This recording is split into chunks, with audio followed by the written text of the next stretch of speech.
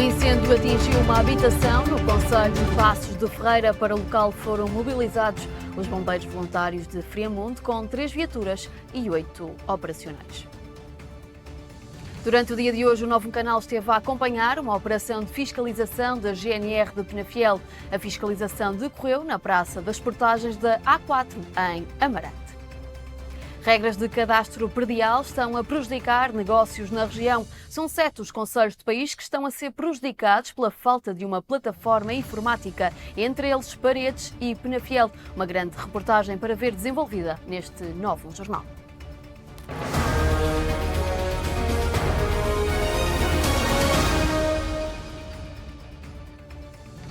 Muito boa noite, eu sou a Mariana Nogueira e está no ar o Novo Jornal. Um incêndio atingiu esta manhã uma habitação em Ferreira, no concelho de Passos de Ferreira. O alerta para a corporação ocorreu às 10h30, sendo que a ignição terá sido originada num quadro elétrico, não tendo provocado nenhum ferido. Para o local foram mobilizados os bombeiros voluntários de Friamundo com 3 viaturas e 8 operacionais.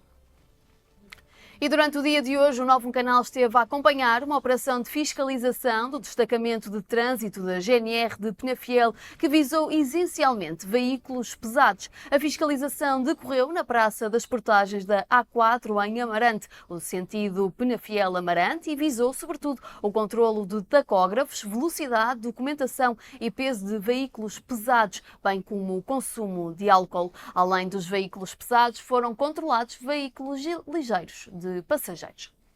Esta ação do destacamento de trânsito de Penafiel está englobado na Missão-Geral da Guarda Nacional Republicana, que é velar pelo cumprimento da legislação rodoviária e também por promover e garantir a segurança rodoviária. O destacamento de trânsito de Penafiel, sendo englobado na especialidade de trânsito da Guarda Nacional Republicana, visa a fiscalização principalmente de pesados de mercadoria, mas também de outro tipo de infrações que podem ocorrer, nomeadamente o controle de velocidade, o controle de peso através de sistemas de pesagem, também o controle de tacógrafos dos pesados e, entre outras matérias, como transporte de mercadorias perigosas, transporte coletivo de crianças e os táxis.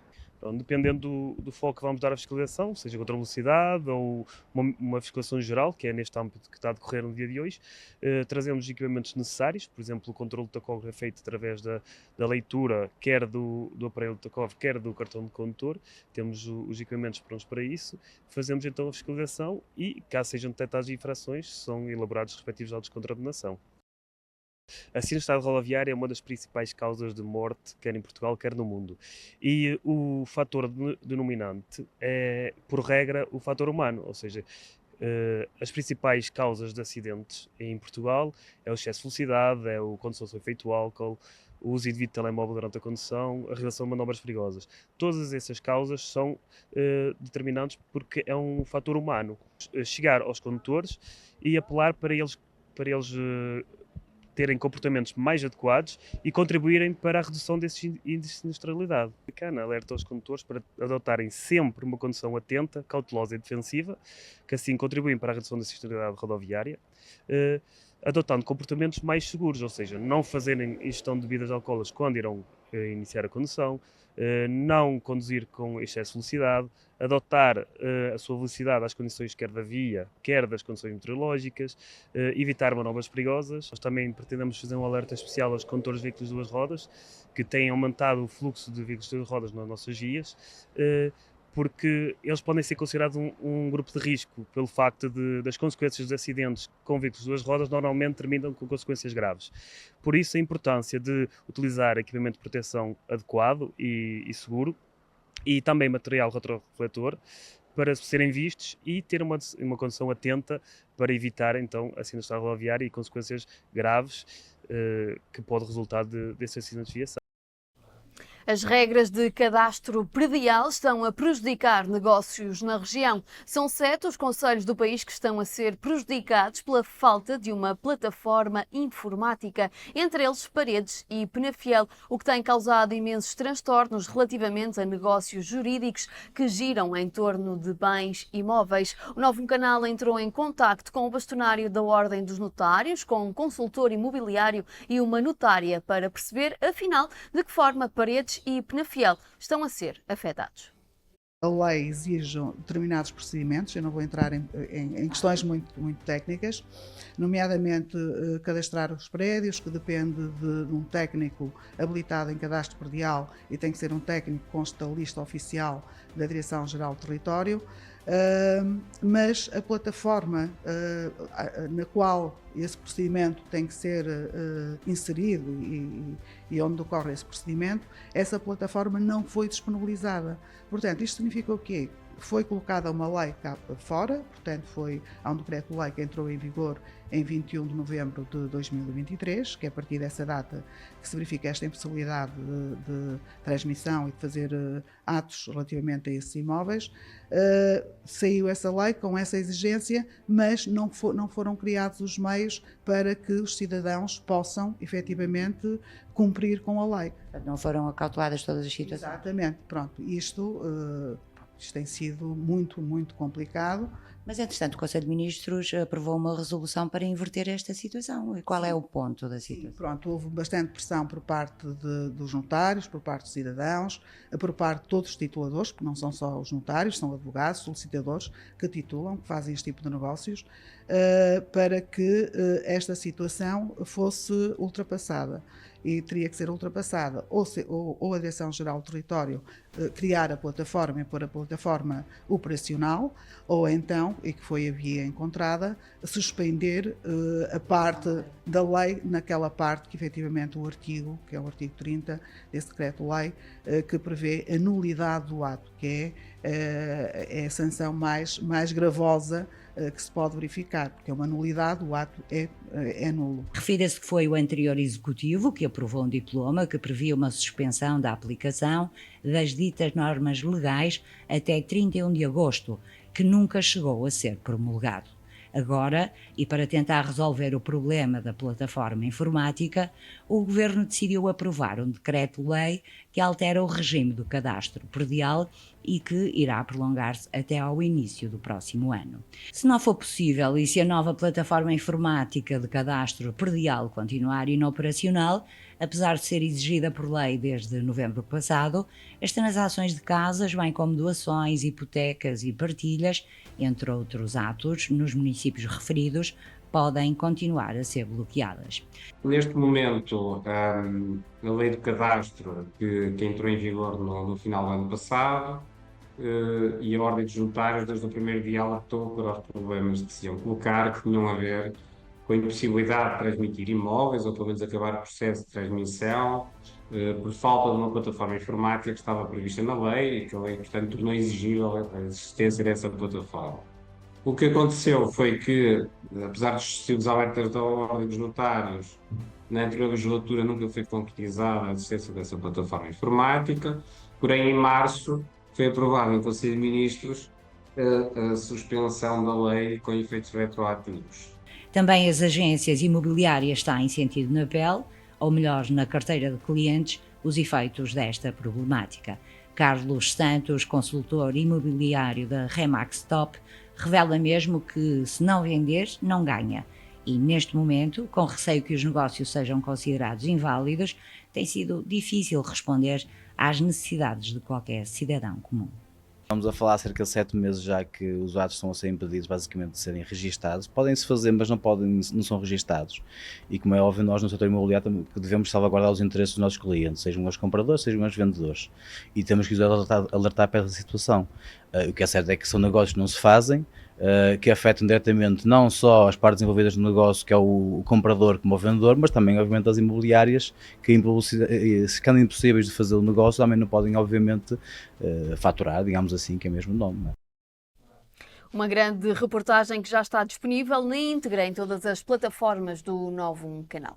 Também em Penafiel, a Associação para o Desenvolvimento de Figueira continua com dificuldades de tesouraria devido a atrasos nos pagamentos de verbas por parte do Estado. Ângelo Guedes, presidente da associação, refere que o valor em dívida é agora menor, mas ainda assim, em entrevista ao Notícia na Hora, mostrou alguma preocupação em relação ao futuro da instituição.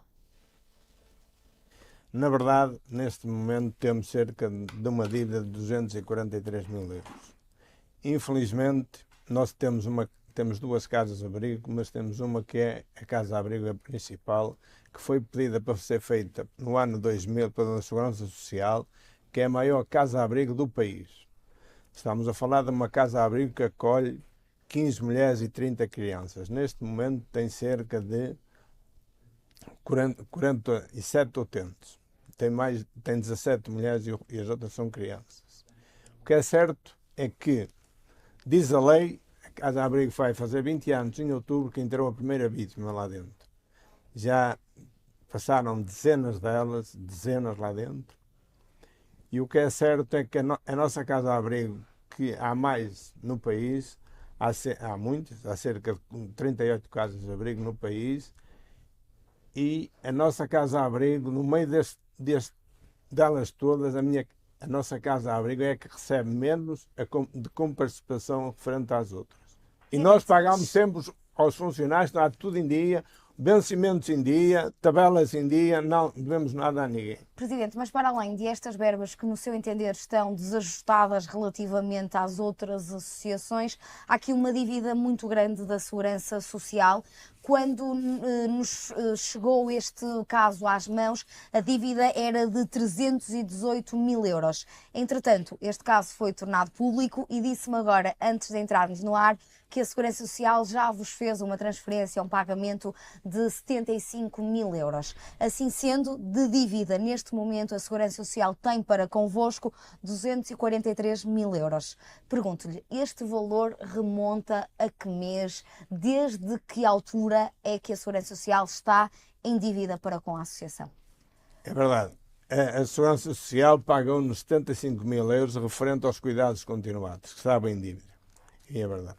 Mas deve-nos verbas de um carro elétrico que compramos, que ainda não foi pago, e o carro já tem anos. Há quanto tempo é que esse pagamento deveria ter sido efetuado e não foi? Há cerca de 2 anos.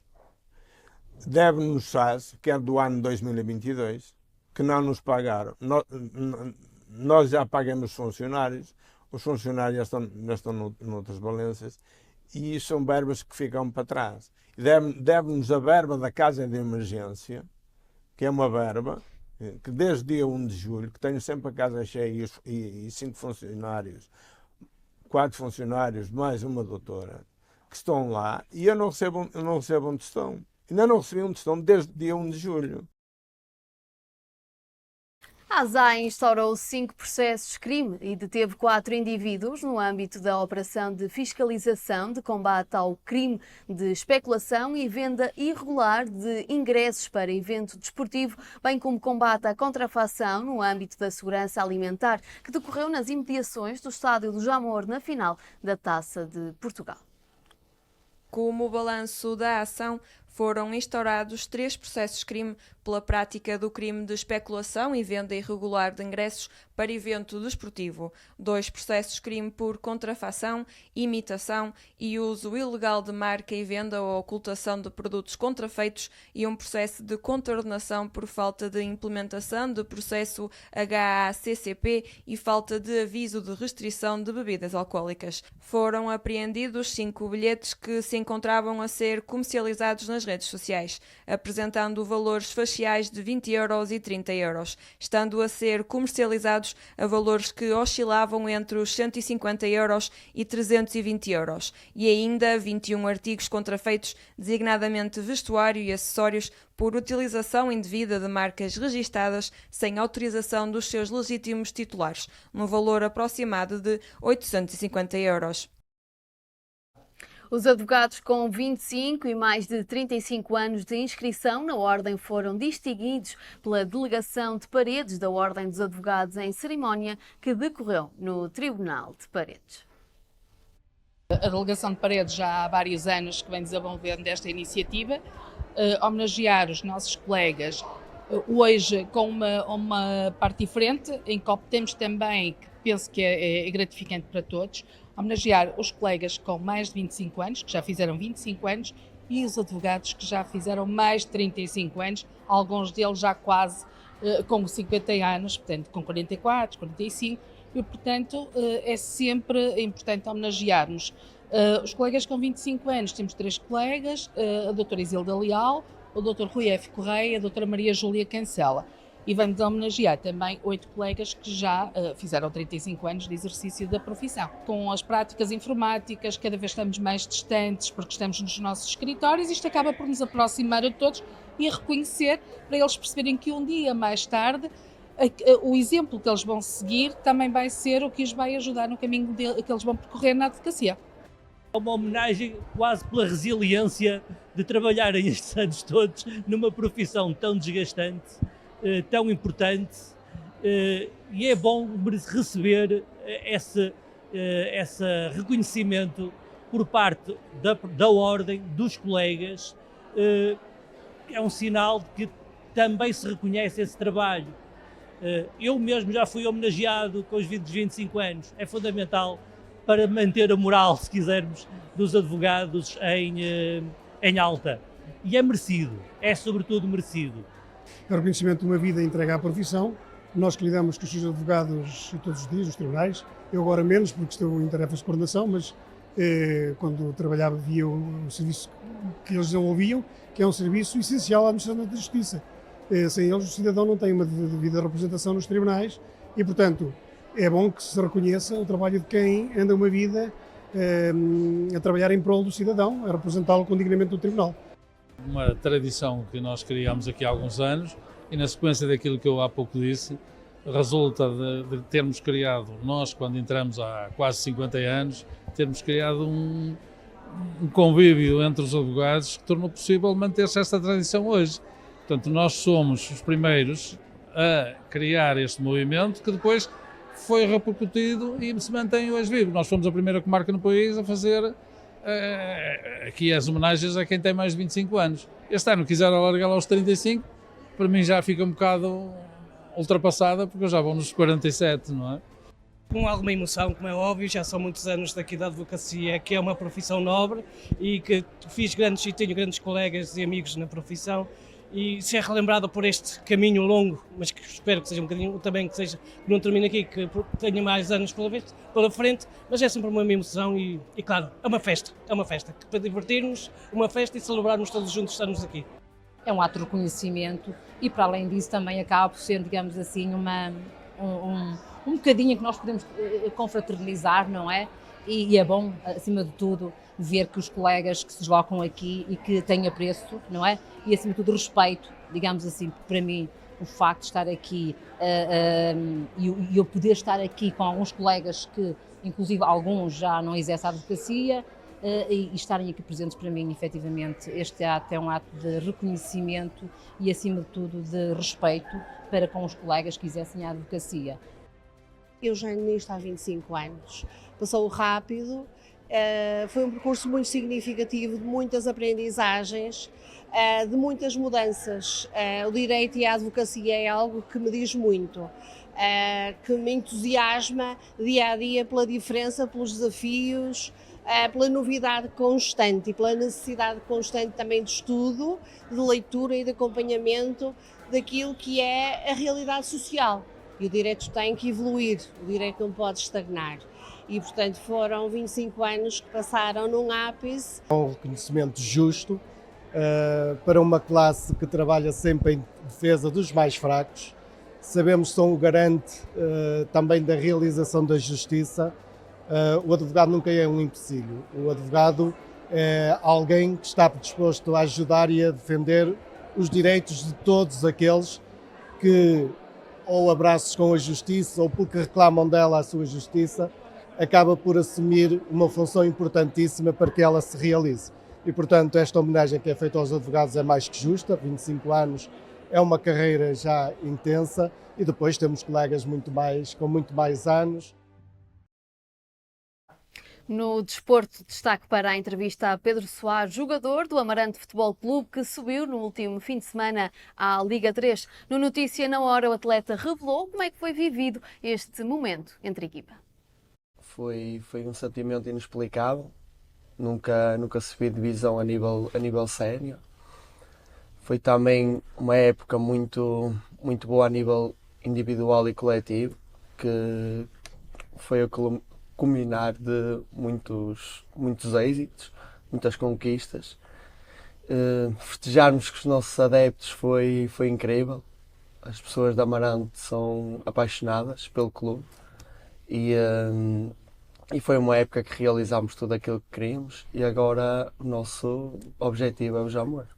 Acho que no início da época não estávamos a contar passo a passo, fazer os nossos pontos, claro, sempre com o objetivo de querer mais algo do que a permanência. Foi, se calhar, um dos grupos mais fortes que eu já tive. Acho que foi esse o maior sucesso que nós tivemos para conseguirmos alcançar tudo. Quando dizes fortes a nível técnico, a nível daquilo que o futebol exige, ou fortes a nível emocional e de união também? Exatamente, acho que é mesmo isso. A nível técnico também são bons, mas a nível mental acho que é uma força, uma entreajuda que acho que foi isso que nos conseguiu levar ao sucesso.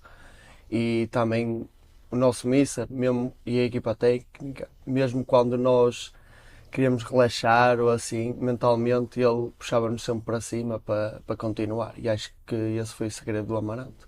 O desafio foi mesmo a série que nós calhámos, que foi muito, muito complicado. Tinham equipas bem estruturadas, com grandes jogadores e acho que foi a cada jogo que nós tivemos, acho que foi a maior dificuldade. Quando é que começou a ser falado internamente entre vocês que o objetivo era a subida da divisão? Quando vimos que estávamos a 12 pontos do segundo, a faltar 4 jogos, aí nós dissemos, não, isto não foge, isto vai ser para subir de divisão, mas nós tivemos sempre uma força e uma resiliência muito grande. Soubemos também ter os pés bem assentos na terra, mesmo quando estávamos com 10 pontos, com 9 pontos à frente, sempre fomos humildes, trabalhadores e nunca olhámos para tentar subir divisão, não. É conquistar os pontos para assegurar a subida da divisão, para irmos à fase de promoção. Nós, o trabalho que fizemos durante a época toda, estávamos confiantes em nós. Não lhe vou dizer que não pensávamos em ficar em primeiro ou em segundo, porque pensámos isso, pela época que fizemos e acho que foi um combinar de muito sucesso, muita entreajuda que conseguimos subir de divisão. Nunca pensei que os adeptos do Amarante fossem assim tão apaixonados. Tiveram connosco desde o primeiro jogo, no Marco, até agora, nunca pensei mesmo, e acho que foi uma boa prenda para eles, com os adeptos que queriam tanto que o Amarante subisse. Acho que foi a cereja no topo do bolo o Amarante subir. O Futebol Clube Águias de Santa Marta foi distinguido pela Federação Portuguesa de Futebol como entidade formadora certificado 3 estrelas na modalidade de futsal feminino, de referir que esta modalidade é mista. O clube destaca que esta avaliação é atribuída a entidades vocacionadas e com potencial para formar praticantes para os mais elevados níveis competitivos. O emblema do Concelho de Penafiel salienta que esta distinção foi o culminar de um processo que se iniciou há mais de um ano e envolveu todas as estruturas do clube. A freguesia de Capela, em Penafiel, levou a cabo a primeira edição da Gala Moinhos de Ouro. A cerimónia, que decorreu no pavilhão gimnodesportivo, teve como principal objetivo o reconhecimento das forças vivas locais. Juntos somos mais fortes, seremos o céu e fazer uma gala como esta, aliás é a primeira, nenhum de nós sabia o que realmente é que isto é, implica muita gente, muito trabalho, muita paixão acima de tudo, e é isto que nos rejuvila para realmente termos estas atitudes, mas é de uma importância extrema esta gala. Aliás, tiver conhecimento de ver, foi lindo demais. Estou com o coração cheio demais. A minha freguesia está muito deslocada do centro da cidade, do Paço de Concelho, e às vezes sofremos as consequências, não é? Porque a minha persistência, como disse ali o Sr. Vice-Presidente da Câmara Municipal, que a minha persistência tem feito alguns proveitos neste caso, não é? Porque sou muito persistente, não deixo as coisas em mãos alheias. O Sr. Presidente da Junta delegou em mim e na secretária esta gala e conseguimos atingir o objetivo. Tivemos cerca de 400 pessoas, numa freguesia de 900, portanto é muito bom.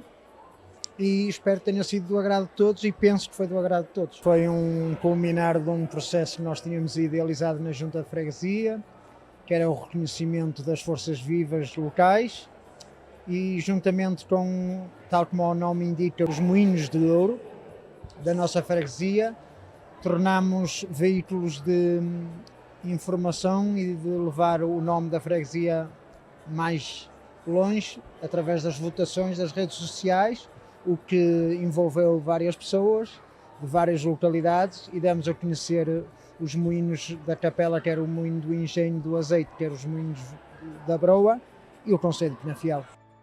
O Sr. Presidente da Câmara não pode estar aqui hoje por encontrar-se a representar o município de Penafiel fora do país, mas seguramente que ficará muito feliz quando souber que esta comunidade, a comunidade da Capela, decidiu atribuir-lhe este prémio de distinção pelo trabalho que tem vindo a ser efetuado pela Câmara Municipal e com especial empenho do Sr. Presidente no desenvolvimento desta freguesia, desta comunidade, aliás, como em todas as freguesias do nosso concelho, ao longo dos últimos 10 anos do seu exercício de Presidente da Câmara Municipal de Penafiel. Este pavilhão já foi intervencionado pela Câmara Municipal de Penafiel a nível exterior e agora temos planeado fazer uma intervenção no interior para dotar de melhores condições para a prática desportiva, mas também fazer com que seja um equipamento polivalente que possa acolher iniciativas como esta que assistimos hoje aqui e outras, porque de facto é importante as comunidades terem este tipo de valências que permitem, de certo modo, fazer com que mais iniciativas possam acontecer aqui na freguesia. O Clube Caçadores de Rebordosa venceu 4 das 5 provas do terceiro torneio regional do Clube da Petanca de Rebordosa Paredes, prova que esteve integrada no calendário da Associação de Petanca da Zona Norte e que decorreu no Parque Rio Ferreira de Rebordosa. O trio do Clube Caçadores de Rebordosa foi formado por Bruno Moreira, Paulo Bessa e Márcio Araújo e contou com a presença de 99 atletas. E o piloto Marco Oliveira foi o grande vencedor do Rally de Famalicão e acaba por manter intactos os objetivos da temporada. Nós em Santo Tirso tivemos o azar de, na penúltima PEC, ter uma saída de estrada, que não percebemos muito bem como é que aconteceu. E ontem era dia de nos afirmarmos e única e exclusivamente querer o primeiro lugar, porque para a luta do campeonato é necessário fazer a máxima pontuação. Neste Rally de Famalicão realmente os troços eram muito difíceis, muito técnicos. Nós realmente falamos muito sobre isso durante a semana, tivemos que fazer um trabalho bem feito para conseguirmos andar no ritmo que conseguimos andar ontem. E penso que todos os pilotos falaram sobre os troços que realmente eram difíceis e conseguimos realmente ser melhor e andar mais rápido. O principal objetivo da época é tentarmos ser campeões novamente. Vai ser muito difícil, aliás temos adversários muito competentes e muito fortes, mas acho que vamos à luta também.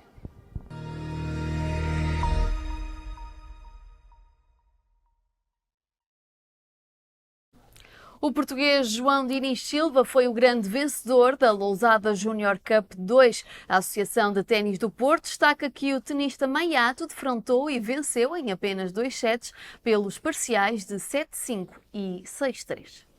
A Associação de Ténis do Porto destaca que o tenista Maiato defrontou e venceu na final o suíço Timeo Gaillard em apenas 2 sets, pelos parciais de 7-5 e 6-3, salientando que o tenista do Centro de Alto Rendimento da Federação Portuguesa de Ténis foi quase sempre dominador, procurando o winner e lendo muito bem as intenções do helvético, que desperdiçou a vantagem de 5-4 que teve no primeiro parcial. O jogador luso igualou o marcador a 5 jogos, mas acabou por fechar o set por 7-5. Na segunda partida, motivado, João Diniz Silva teve um começo avassalador. Chegou rapidamente ao 3-0 e 4-1 e, apesar de uma tímida reação de Gaillard, dominou sempre as operações e fechou o encontro a seu favor. Penafiel Bike Clube conquistou o 4º lugar por equipas e 4 pódios individuais no 2º Internacional Zona A para as escolas de ciclismo da vertente de estrada, que decorreu em Viana do Castelo no passado domingo. Assim, os ciclistas do clube penafidelense ficaram nas seguintes posições: Lourenço Fernandes em sub-13 no segundo lugar, Francisco Fernandes em sub-7 no terceiro lugar, Francisco Cruz em sub-7 no quinto lugar e Tomás Meireles em sub-11 no quarto lugar. Segundo nota do clube, mais de uma centena de atletas marcaram presença nesta prova, oriundos da zona norte e centro do país. Mais uma vez, regressamos a Penafiel com uma excelente prestação desportiva, seja coletiva ou individual. Pode ainda ler-se numa nota recebida pelo clube. A associação salienta ainda que as inscrições são gratuitas, por isso, caso queira experimentar, junta-te a nós todas as terças-feiras e quintas, das 19h30 até às 21h30 e aos fins de semana em horário a combinar. E com o aproximar do verão, começam a chegar também as festividades. As celebrações seculares do Corpo de Deus estão de volta de 29 de maio a 1 de junho. As principais artérias da cidade de Penafiel recebem a majestosa procissão, ato simbólico que remonta ao século XVII. Berto Bosse fez a já tradicional convocatória. Olá, penafidelenses, Berto Bosse. Passo aqui uma vez mais e agradeço já à Nova Canal pela oportunidade de poder publicitar e passar-vos a mensagem de participarem na procissão do Corpo de Deus. É já na próxima quinta-feira, onde estamos a precisar de mais personagens para a procissão. Para isto basta dirigirem-se à Sagrada Família, que fica junto à Igreja Matriz em Penafiel, e darem o vosso nome e todas as medidas que são necessárias. Estão lá as pessoas competentes para vos indicar tudo aquilo que precisam de fazer. Vocês sabem que, acima de tudo, as tradições mantêm-se quando o bairrismo é ativo. Portanto, temos que ser bairristas, e se somos penafidelenses, de certeza que o somos, e então, para manter as tradições, temos que ser bairristas e temos que ter esse bairrismo muito vivo em nós. Apareçam, participem, porque Penafiel é de todos nós, e nós é que fazemos o miolo da nossa cidade. Um abraço, bem-ajam a todos. A Feira da Regueifa e do Biscoito e o Mercado Oitocentista vai regressar a Valongo de 30 de maio a 2 de junho para celebrar uma das principais marcas identitárias do concelho. O evento é promovido pela Câmara Municipal em parceria com a Junta de Freguesia de Valongo. Segundo reza a história, Valongo é um povo ligado há séculos ao fabrico e comercialização do pão, da regueifa e do biscoito, uma das logomarcas associadas à identificação do concelho.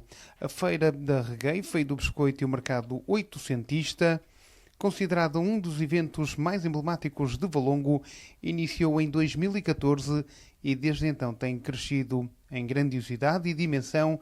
É hoje um dos maiores eventos do país dedicados à panificação. Por esta altura saem à rua padeiros, biscoiteiros, que se engalanam nas principais ruas daquele que é o eixo histórico da cidade.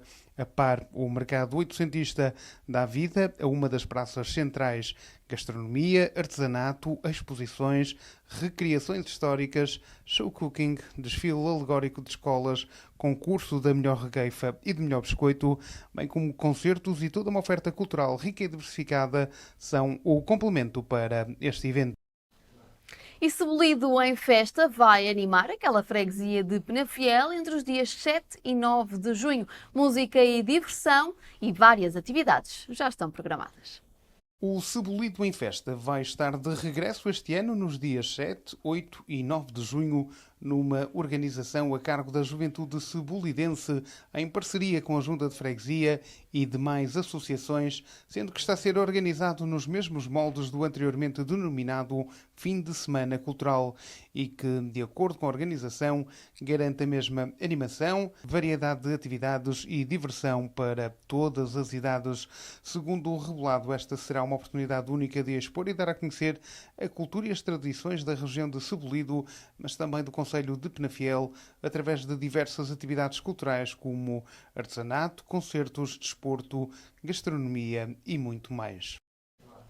E por vezes, quando menos esperamos, a vida prega-nos partidas, mas há pessoas como Vítor Silva que lhe conferem um novo significado. O penafidelense, que também é bombeiro, tem mudado a vida de muitas pessoas através da sua arte. a tatuagem. Devolver o sorriso às pessoas depois do sofrimento é o objetivo de cada trabalho que executa.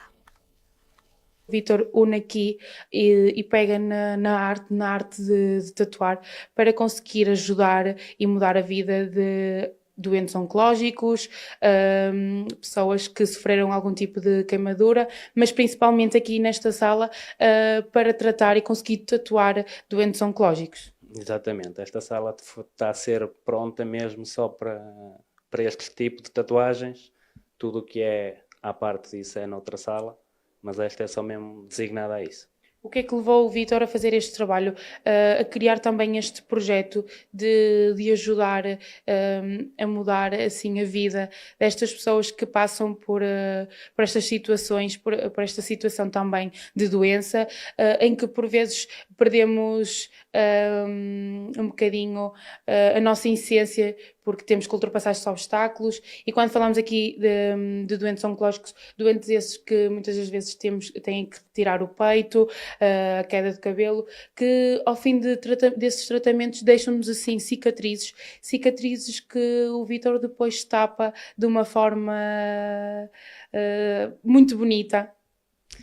Sim, isso passou do momento em que eu já tive este caso na família e ao ver depois, fizemos os primeiros testes, fiz a tatuagem e vimos o sorriso das pessoas depois de se olharem ao espelho e não verem mais as cicatrizes que tiveram durante todo este processo. Qual é que tem sido também o feedback, apesar da sala só estar finalizada neste momento, como é que tem sido o feedback do público que já teve a oportunidade de tatuar com o Vítor? O Vítor começou inicialmente este projeto e este trabalho na Suíça, quando esteve na Suíça, regressou a Portugal, começou também este projeto aqui em Portugal. Como é que tem sido o feedback que tem recebido por parte destes doentes e destas pessoas que têm essa possibilidade? Para já tem sido muito bom, espero que venha a ser melhor. Também vamos tentar a ajuda do hospital, do núcleo do Porto e palavra passa palavra. E esperamos que corra muito bem e melhor e cada vez vejamos mais sorrisos a sair desta porta fora. São sempre sorrisos que saem daqui do estúdio? Sim, a pessoa que entra não é a mesma que sai. Nota-se a felicidade de se olhar aqui no espelho e ver que não tem mais, não vê a 100% o sofrimento que passou. Marisa, porquê também procurar este serviço do Vítor quando lhe for possível? Boa tarde, desde já. Porque é uma mais-valia para nós mulheres, porque só quem passa por este tipo de sofrimento, que é mesmo assim, as cicatrizes deixam-nos marcas e o Vítor é uma pessoa que nos vai ajudar a sentir melhor, a ter uma autoestima mais lá em cima, porque através dos tratamentos, da quimio, as mastectomias, ficamos com uma cicatriz. Não é o meu caso, que não tenho uma cicatriz assim tão feia, mas há mulheres que ficam. E as tatuagens vão servir para isso, para nós conseguirmos olhar-nos ao espelho. Simplesmente isso. Faz toda a diferença ter uma tatuagem e não ter só uma cicatriz. A cicatriz é sempre a lembrança de todo o processo, a lembrança de tudo aquilo que tivemos de ultrapassar nesta fase menos feliz da vida de um doente oncológico. Aqui a Marisa procura obviamente que a cicatriz não pode desaparecer, mas de uma forma, olhar para ela de uma forma diferente, com a tatuagem. Sim, é uma forma mais bonita, relembrar, sim, o que passamos, não é? Porque é difícil, mas ao mesmo tempo olhar para a cicatriz e dizer assim, realmente a tatuagem vem-nos mostrar o quanto somos bonitas e apesar de passarmos o que passamos, estamos vivas, sem dúvida. Fazemos agora uma curta pausa para os já habituais compromissos publicitários. Fique na nossa companhia, que nós estamos já de regresso com um espaço de comentário, hoje com Pedro Ferreira Costa. Até já.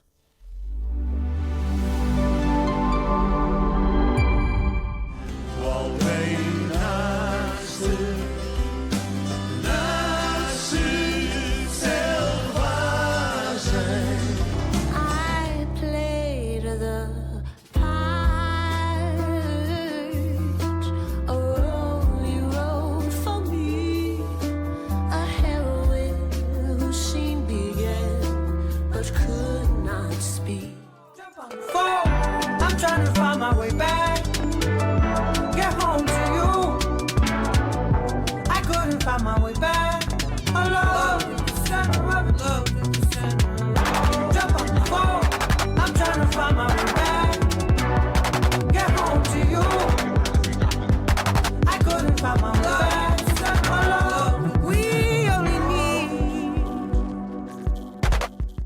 isso que foi o.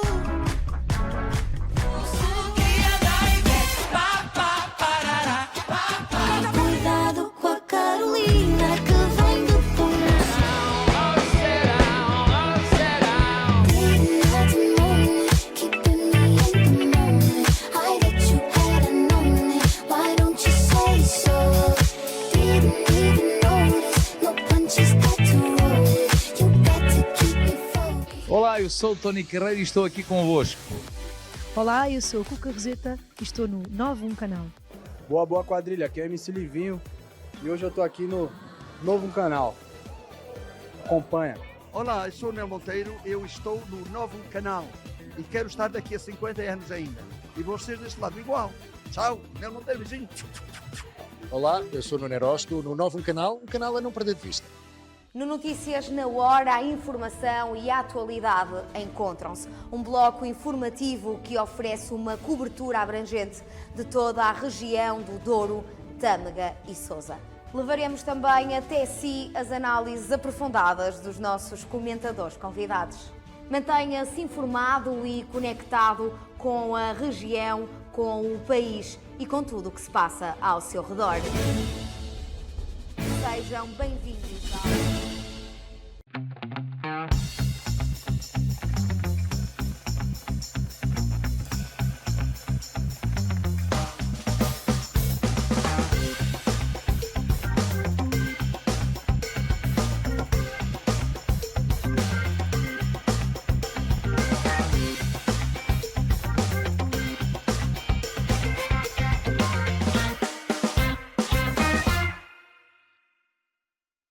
Bem-vindos a mais um Tonight.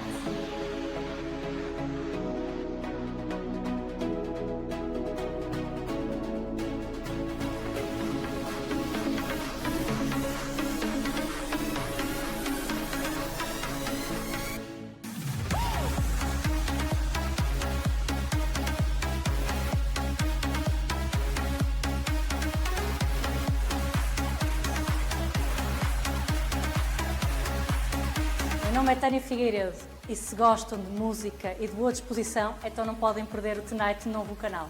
Espero por vocês.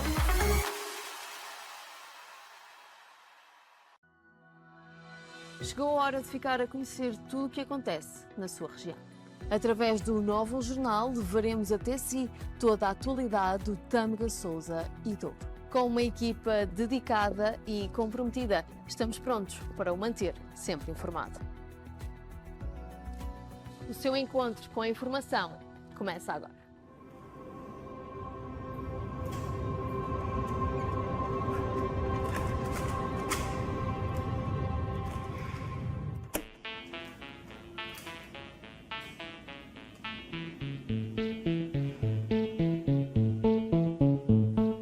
Looking from a window above, it's like a story of love. Can you hear me? Came back only yesterday. I'm moving farther away.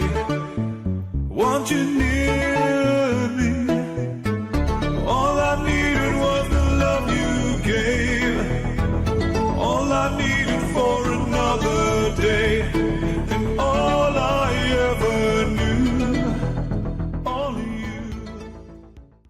Olá a todos os telespectadores do 91 Canal, nós somos os 4h30 e estamos convosco. Olá, eu sou o Moisés Esquita de Bilo e estou no 91 Canal. Olá, nós somos os Sons do Minho. E estamos no 91 Canal. Olá, meus amigos, eu sou a Rosinha e estou convosco no 91 Canal.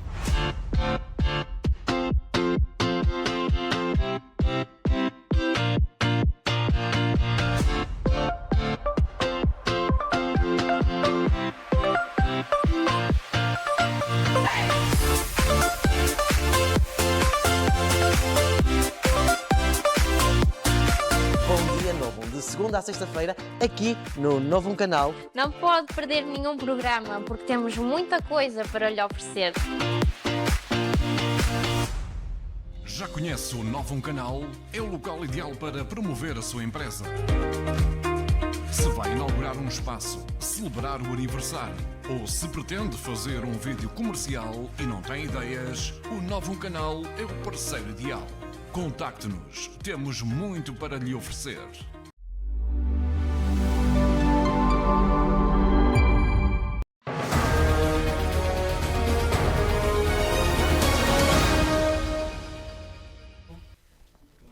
E estamos de regresso ao Novo Jornal. Seja de novo muito bem-vindo. Continuamos este bloco informativo com o espaço de opinião, onde os nossos comentadores nos revelam o seu ponto de vista sobre os diversos temas da atualidade. Hoje é a vez de Pedro Ferreira Costa.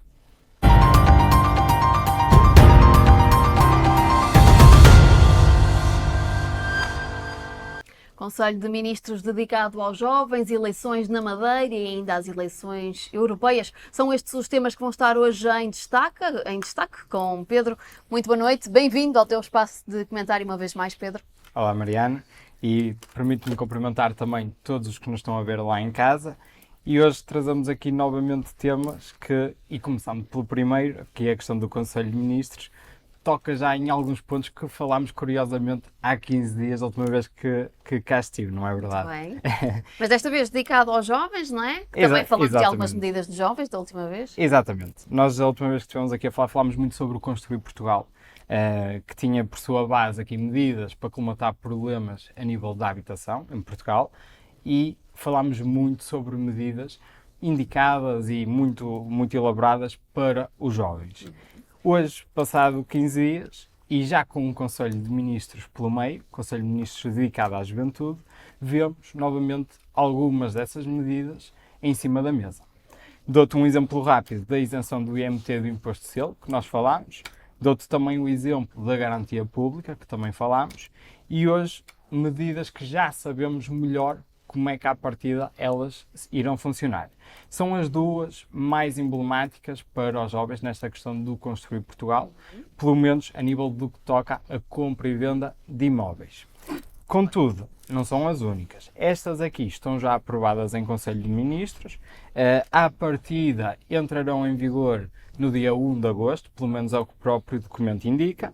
Isto dá-nos aqui 60 dias para quem tem as pastas da habitação, das finanças, da juventude, regulamentar no sentido de nós daqui a 60 dias sabermos efetivamente com o que é que podemos contar, quem é que irá beneficiar, de que forma irá beneficiar, mas uma coisa eu tenho a certeza absoluta, Mariana, é que estas medidas, de uma forma ou de outra, irão efetivamente ajudar muito os jovens do nosso país. Agora já é garantido, sim. Exatamente. Mas, para além destas, há outras. E não é tudo compra e venda de imóveis. Estamos a falar também, por exemplo, do alargamento do Porta 65, em que temos aqui, no fundo, o fim da exclusão de valor de renda máxima que estava tabulado por Conselho. Todos nós sabemos que as rendas, e também falámos disto há 15 dias, sofreram um grande aumento, e se repararmos nas tabelas e nas tipologias e no valor para cada tipologia, percebemos que hoje em dia, efetivamente, em certas freguesias de cada concelho, é muito difícil nós conseguirmos encontrar rendas àqueles valores. E acredito que o atual governo pensou nisso e pensou nos jovens quando elaborou também este alargamento da Porta 65. Para além disto, também retira aqui uma parte burocrática em que não pede tantos recibos de vencimento, ou seja, estamos a falar de um pedido de 6 recibos de vencimento, neste momento reduziram para 3 recibos de vencimento para fazer aqui a candidatura ao apoio. E ainda há aqui outra questão que é muito importante, que é, neste momento, com esta medida, primeiro candidatarmos-nos ao apoio e depois sim vamos à procura do contrato de arrendamento que procuramos. Até agora havia uma inversão, ou seja, primeiro tínhamos que ir procurar a casa onde íamos viver e só depois é que fazíamos a candidatura. Ou seja, nós estávamos no fundo a fazer aqui um contrato, mas não sabíamos a 100% se íamos ser apoiados ou não. Neste momento, provavelmente, temos aqui mais segurança em que poderemos conseguir esse apoio para a casa. E dizer também aqui uma coisa muito importante, Mariana, e sem isto, nada do que eu disse até agora faria sentido, que é a dotação orçamental. Porque o Porta 65 tinha X milhões que estavam dotados a esta medida. Neste momento, efetivamente, e tendo percebido que não chegava para colmatar os pedidos que se tinha, há também aqui a intenção de alargar a dotação orçamental, no sentido de também conseguirmos corresponder a tudo o que eu falei aqui para trás, porque nós sabemos que a partir do momento que excluímos aqui o valor máximo de renda, vai haver mais pedidos e é preciso mais dinheiro para corresponder a esses pedidos. Por isso, parece-me que está tudo mais ou menos pensado. São medidas ambiciosas. Muito, e medidas, lá está, que são caras, por assim dizer, não é? Mas é o que eu costumo dizer, não se pode fazer tudo ao mesmo tempo, mas há coisas que têm que ser prioridades. E, efetivamente, a habitação dos jovens é uma prioridade. E isto não se distingue também a esses jovens que querem emancipar. Por exemplo, no alojamento estudantil, também vemos aqui um plano de emergência para termos mais camas para os estudantes.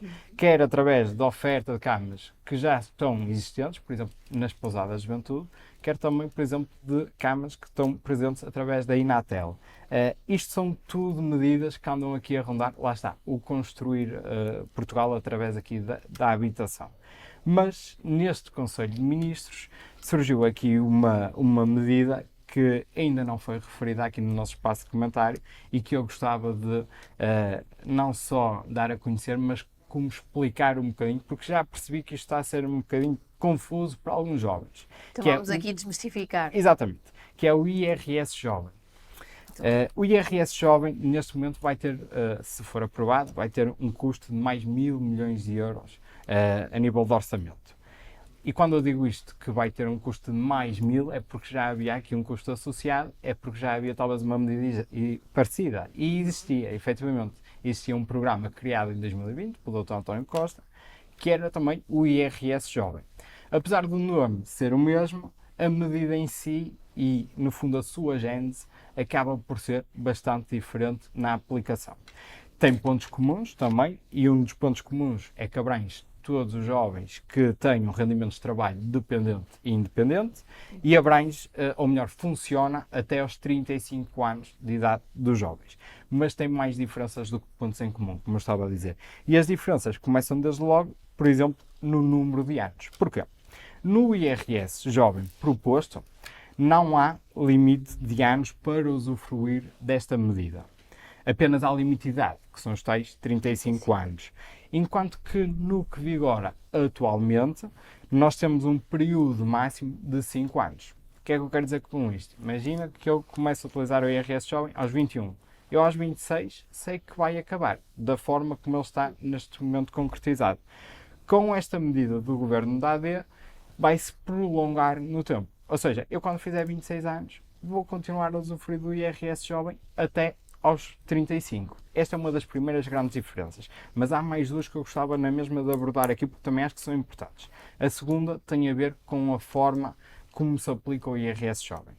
Enquanto que no atual regime falamos de um regime de isenções, em que no primeiro ano existe uma isenção total, isto depois tem a ver também com o IAS, é algo um bocadinho técnico, não temos tempo para explicar aqui tudo, mas para as pessoas que nos estão a ouvir terem noção, enquanto o que funciona atualmente tem a ver, lá está, com isenções, no primeiro ano total e nos anos seguintes parciais, reduzindo, ou seja, de 100, 75, 50, 25 no último ano. O regime agora proposto funciona de uma forma diferente. Ele funciona pela diminuição da taxa que o próprio escalão indica de rendimentos. Ou seja, vai haver aqui uma taxa máxima para o oitavo escalão de 15%, mas é aqui que está a grande confusão dos jovens, porque os jovens acham que é aplicada esta taxa de 15%, mas que depois nos restantes escalões nada mexe. E isso é um erro, porque efetivamente isto desce logo nos primeiros escalões. É progressivo, lá está, não tem a ver com isenções, é uma descida gradual que existe. O benefício, no fundo, com esta nova medida é sempre o mesmo, a não ser que, por oferir mais rendimentos coletáveis, mude de escalão. E há depois aqui uma terceira diferença que é muito importante também de se referir, que está ao nível dos beneficiários da medida. Até agora, um jovem, para beneficiar desta medida, tinha que ter licenciatura até aos 26 anos ou ter mestrado até aos 30. O que é que acontece? Com este regime proposto para o IRS Jovem, não coloca as qualificações como fator restritivo de candidatura. Ou seja, o jovem não tem que ter ensino superior, nem não tem que ter um grau superior para beneficiar desta medida.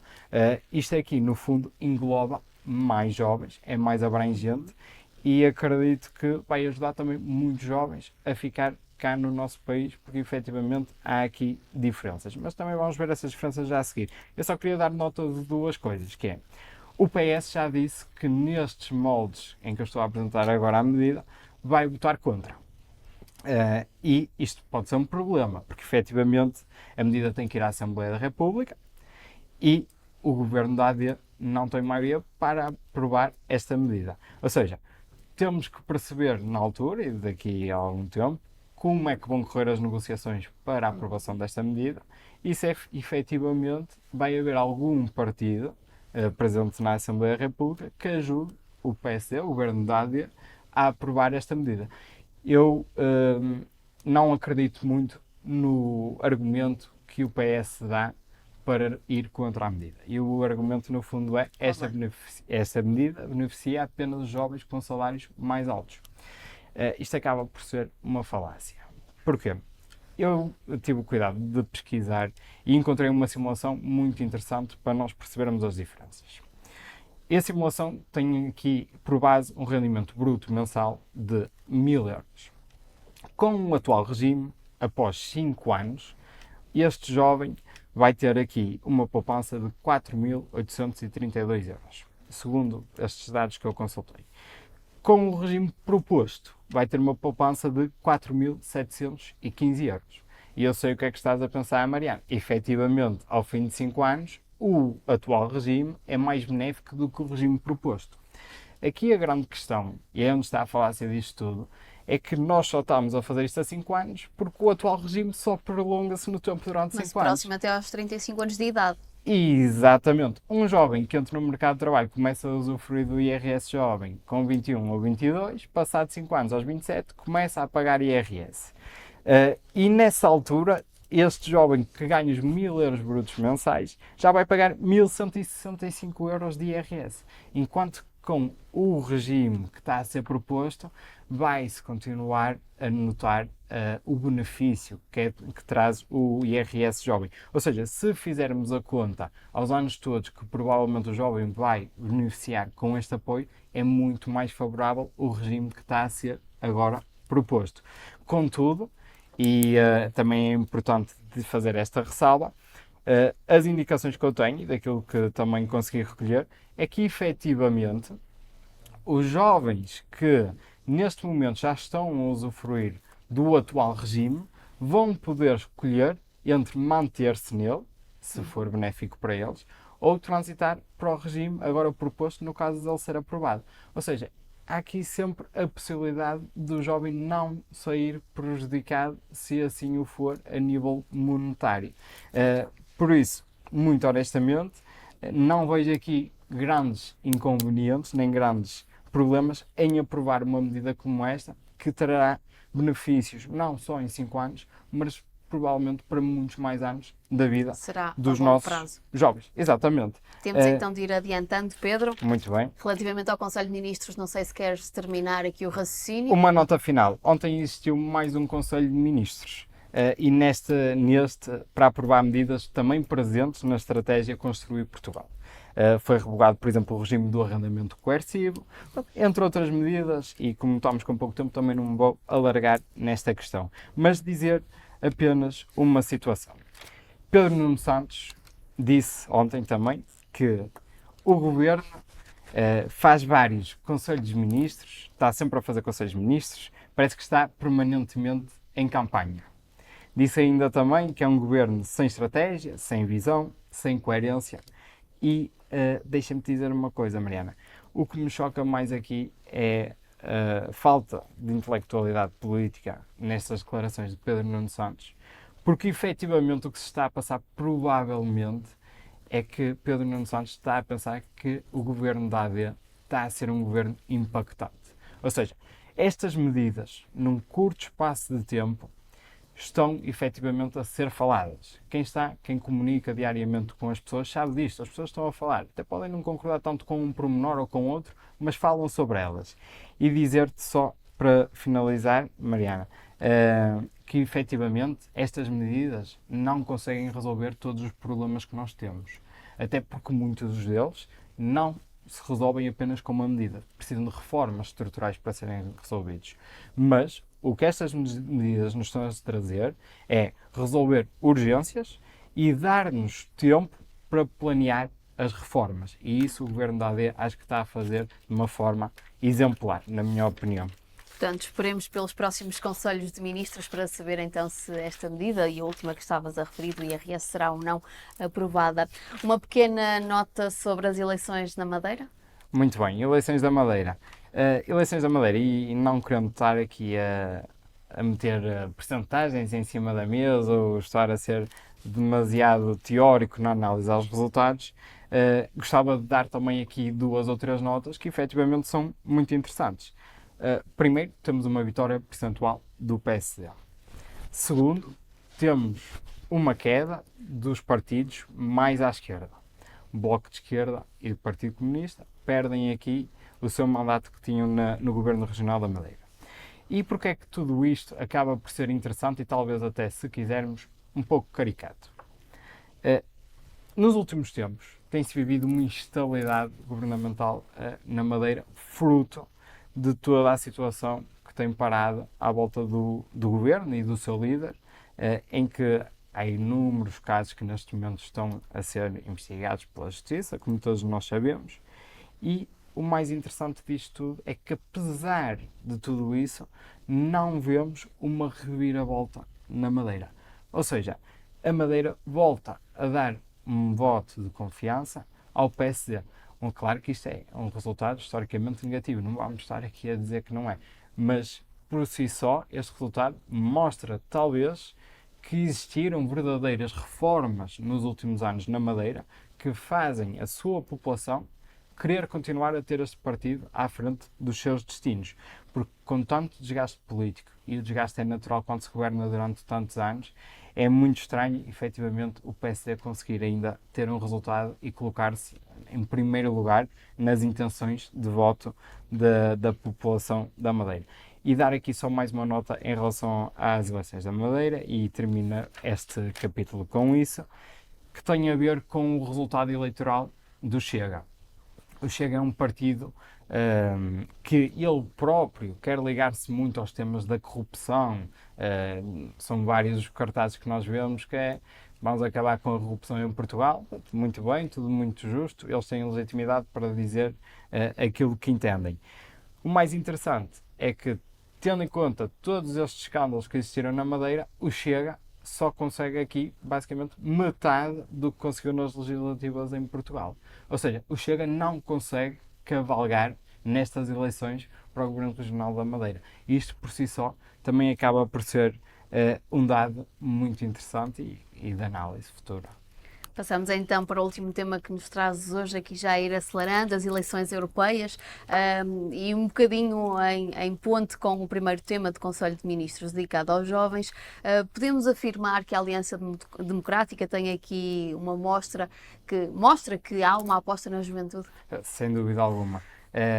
Estas eleições europeias, e por acaso há 15 dias comentei mesmo isso contigo, parece-me que estão a ser muito importantes para quem assiste os debates, para quem quer perceber melhor o que se passa na Europa.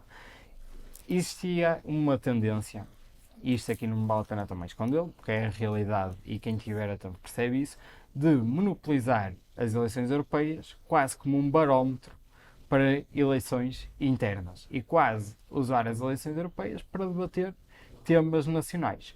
Muito interessante é que os candidatos, cabeças de lista, estão efetivamente a tentar sempre conversar sobre temas europeus. E também gostava de dar aqui uma palavra muito rápida, porque os candidatos efetivamente, e aqui cores partidárias de parte, foram bem escolhidos por cada partido. Talvez com exceção aqui do candidato Chega, que não é tão reconhecido pela população, mas todos os outros têm uma postura que iria, à partida, favorecer o debate político em relação às europeias. Mas para responder à tua pergunta, porque eu não me esqueço, Mariana, efetivamente a AD teve aqui uma clara aposta num jovem, Sebastião Bugalho.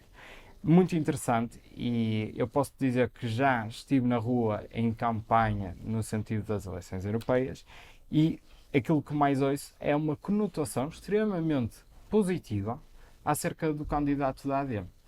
pode haver muitas formas de se justificar isto. É uma pessoa que está habituada às câmaras, é uma pessoa que está muito bem informada, porque também passa o seu tempo a informar-se para poder comentar politicamente. Mas mais do que isto tudo, eu acho que há aqui um objetivo social e uma necessidade social. Eu acho que as pessoas tinham também alguma ânsia em ter alguém como figura de proa e que fosse jovem. Eu acho que as pessoas estão fartas de ver as mesmas caras de sempre. Eu acho que as pessoas gostam de ver jovens com qualidade. Porque isso, às vezes, é um dos grandes problemas da política. Porque associamos a juventude a falta de qualidade, falta de preparação e falta de experiência. E com Sebastião Bugalho estamos a ver que é um candidato extremamente bem preparado, um candidato que provavelmente poderá dar a vitória das eleições europeias à AD e um candidato bastante jovem.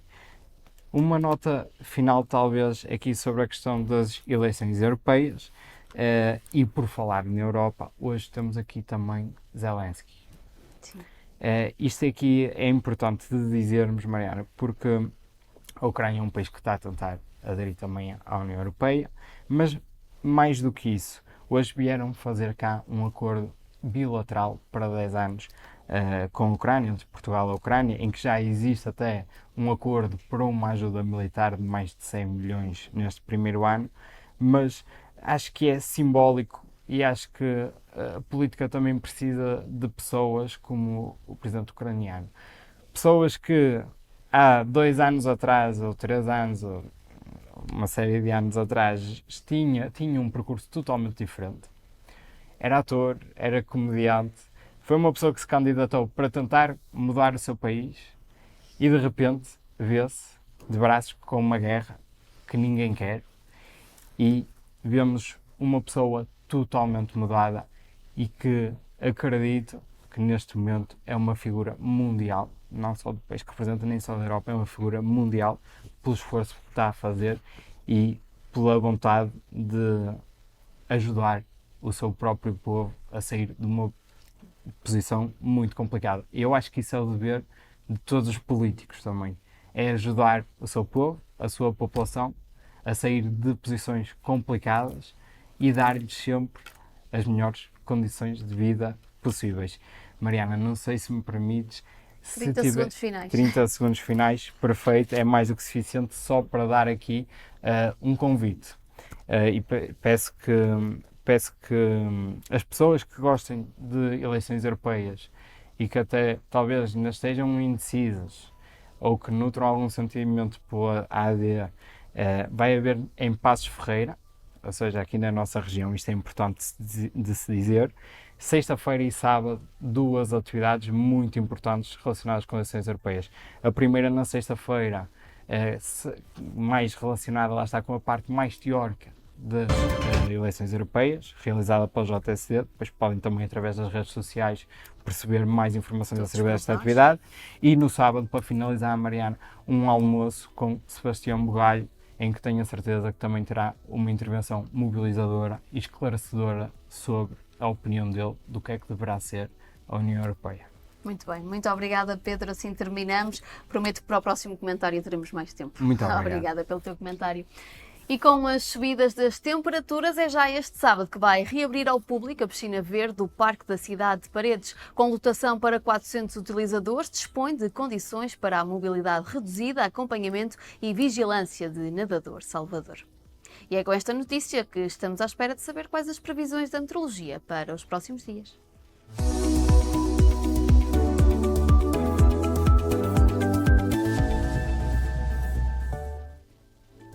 E as previsões da meteorologia para amanhã é de céu pouco nublado, com temperatura máxima de 30 graus e a mínima de 12. O vento será fraco. Na quinta-feira já regressa o céu limpo, com temperatura máxima a rondar os 32 graus e a mínima os 14. Para sexta-feira a máxima pode atingir os 31 graus e a mínima os 18 graus.